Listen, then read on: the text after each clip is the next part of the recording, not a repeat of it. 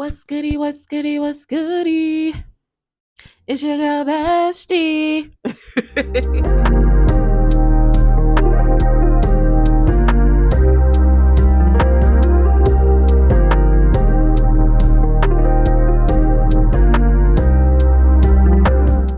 Hey y'all, it's your girl Vashti, and although I'm bubbly right now, it's because I've already calmed down.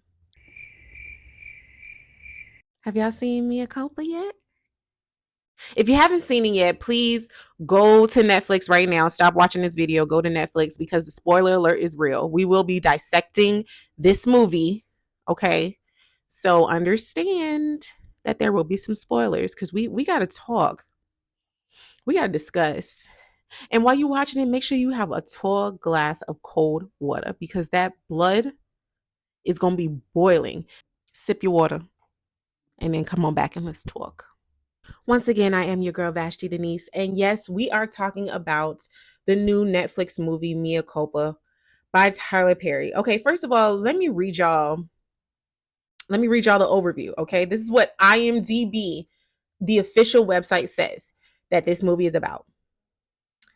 This movie follows an ambitious criminal defense attorney that, in her aspiration to be named partner, takes on the case of an artist accused of murdering his girlfriend.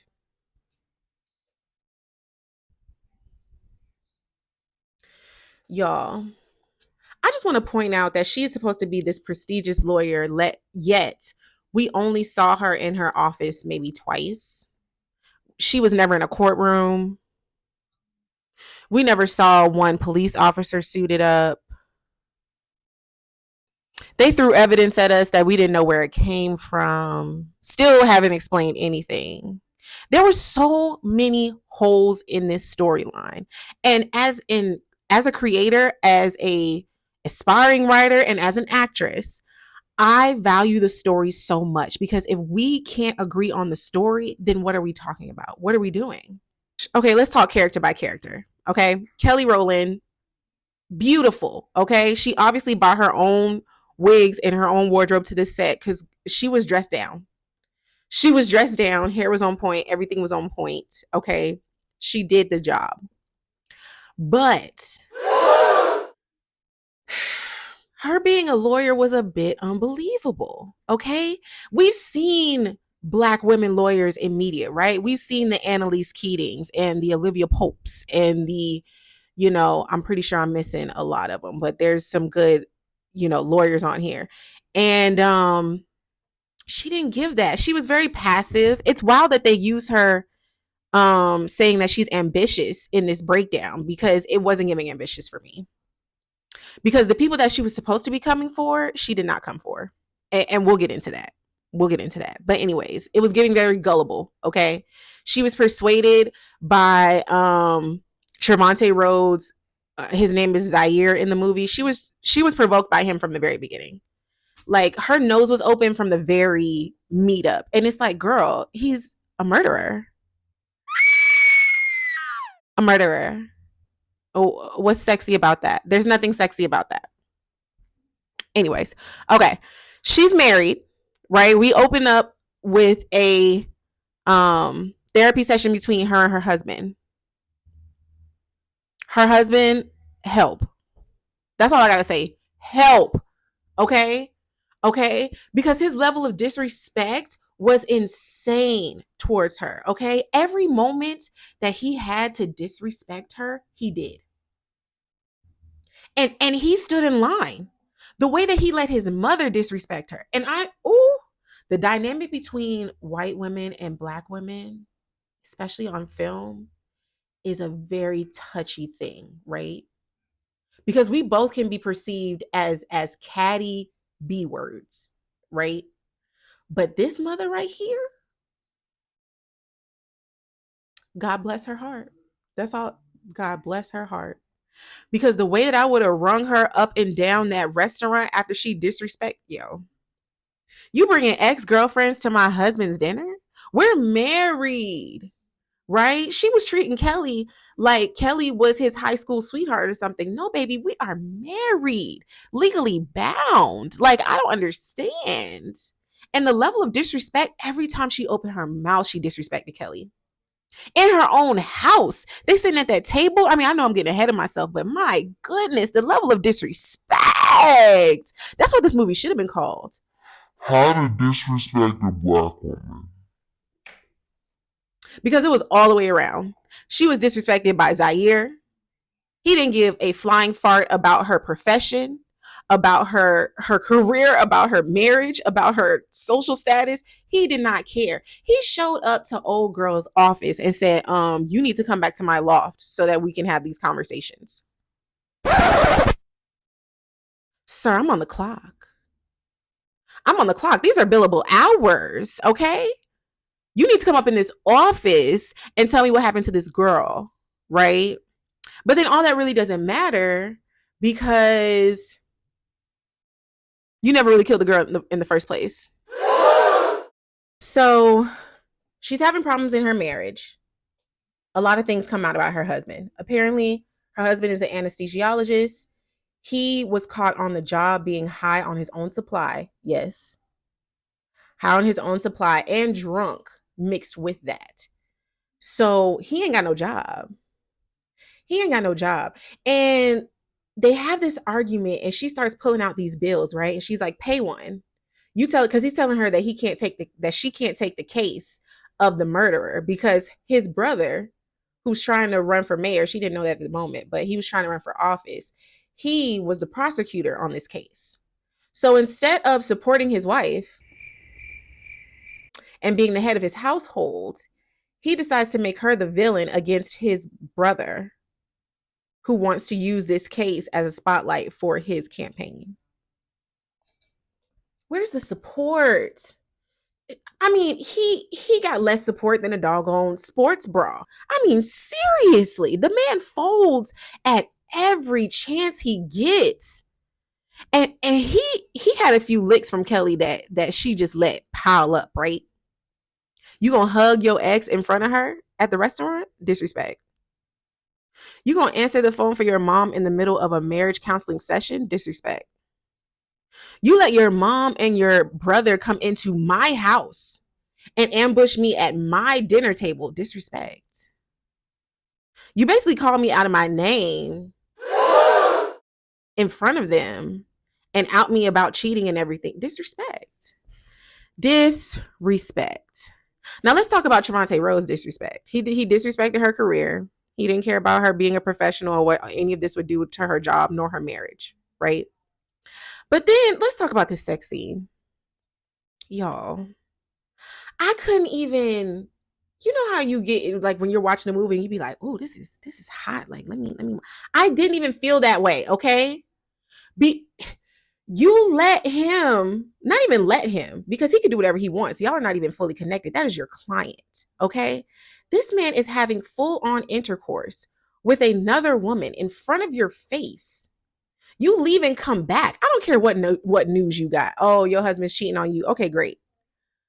You decide to go back into the house. Let him tell old girl, oh, go ahead and get up. Just so you can hop on. That man ain't take a shower.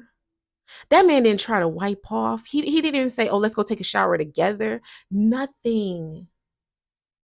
I doubt he was even wearing a rubber. Yeah. So you're just that gullible that you'll hop on right after another woman? Oh my goodness. Was this temptation all over again? I was waiting for them to say that he gave her, a STD or something. Like, you never know. You never know in a Tyler Perry movie, okay?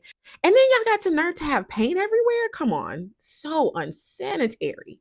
So unsanitary. I'm burning just watching this. Just watching this. Like, oh my gosh.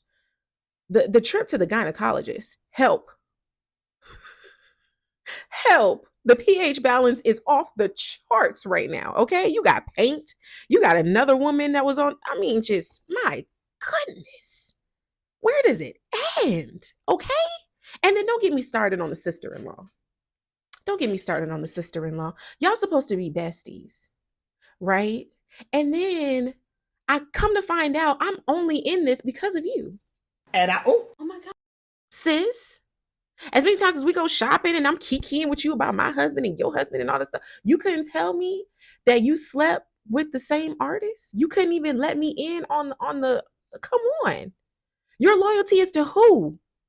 The white lady that basically stabbed you in your own kitchen? Come on, come on. And we don't even know if she's dead or alive. Like they just ended that like bop. She stabbed. Oh well. What? What? This ending scene was horrible. And then the husband is driving up and she hops in like he's an innocent bystander. Girl, he has chosen his family over you multiple times. Why would he not take you back? Why would you act like he's your saving grace? He has never saved you in any scenario up until now. So why would you think that he's coming to save you? I don't understand. There was no thought throughout this whole movie. Like it was just like we're just moving. We're just moving vicariously through everyone. There's no thinking here. For Kelly to be so smart and ambitious, she was very gullible. Okay. And then the holes, the holes. How is part of the evidence that there was so much blood in his apartment that seeped down because he murdered this woman, right? He murdered this woman. There's skull fragments in one of his paintings, and there was so much blood in the apartment that it seeped down into the apartment below him. But the girl was alive and well in the DR making money.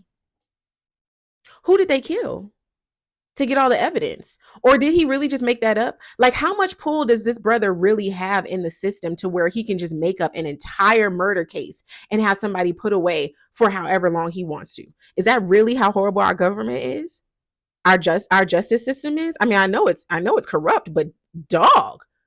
I mean, come on. Where's the backup? Like, I studied to be a lawyer for a little second, and I would love to play a lawyer, in a movie or a show. I would love to be on Law and Order. Love to be on Law and Order. SVU to be specific. Because it's just like the OG. But it just didn't give any of that. We didn't get a court scene. We didn't get nothing. We didn't get nothing for the legal system. Even when they said like he was in jail, we didn't even get the satisfaction of seeing him arrested. Like literally, we just see him walking out like, oh, she got me off. Thank you. What? What? I couldn't understand. MVP. MVP goes to Ron Rico Lee. Ron Rico Lee. I know y'all know him. He was my crush growing up because he was Tia Mari's boyfriend on Sister Sister. His name was Tariq. Fine. Bald-headed boy in the late 90s. Y'all. He's an amazing actor. Love him in First Wives Club. So many shows and movies that he's amazing in. Loved him in Survivor's Remorse. An amazing actor. And he came in and he did his thing. He put this movie on his shoulders, okay? As the private investigator, every time he came in, he actually moved the story along. So I appreciate his presence in this movie. But overall, it was holy and it was fickle.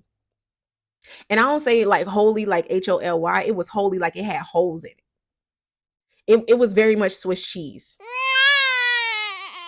I don't appreciate it. I don't appreciate feeling so disrespected as a Black woman. Like at the end of the day, I felt so disrespected when I finished watching this. Like I understand that movies are supposed to make you feel different things, but I didn't feel good after this. It made me sick almost. Like I felt disgusted that a Black woman could be treated so horribly by family. And where was her family? Where was her mom, dad, aunt, cousin? Nobody?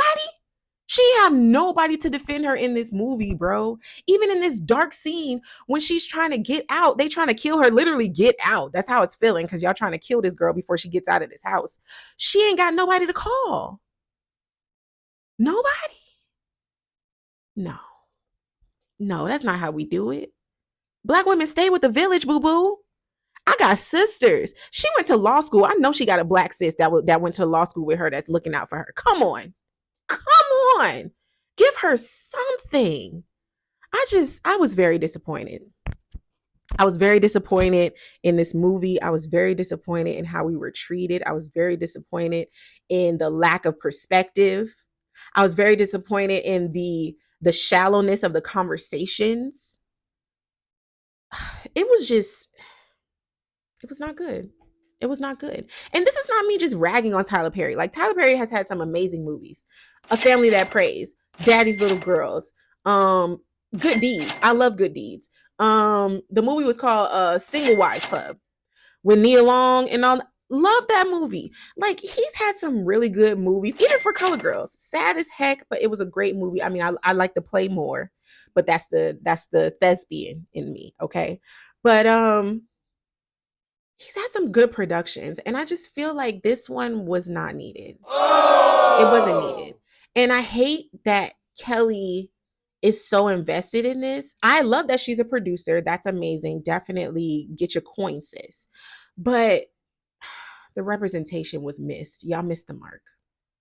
Y'all really missed the mark. And I hope that, everybody's jumping on Tyler for not having a writer's room. I graduated from the AUC, Spelman College to be exact. And I do have some AUC brothers and sisters that work in his team. So I do know that he's opening up a little bit. How far the writing help goes, I'm not very sure.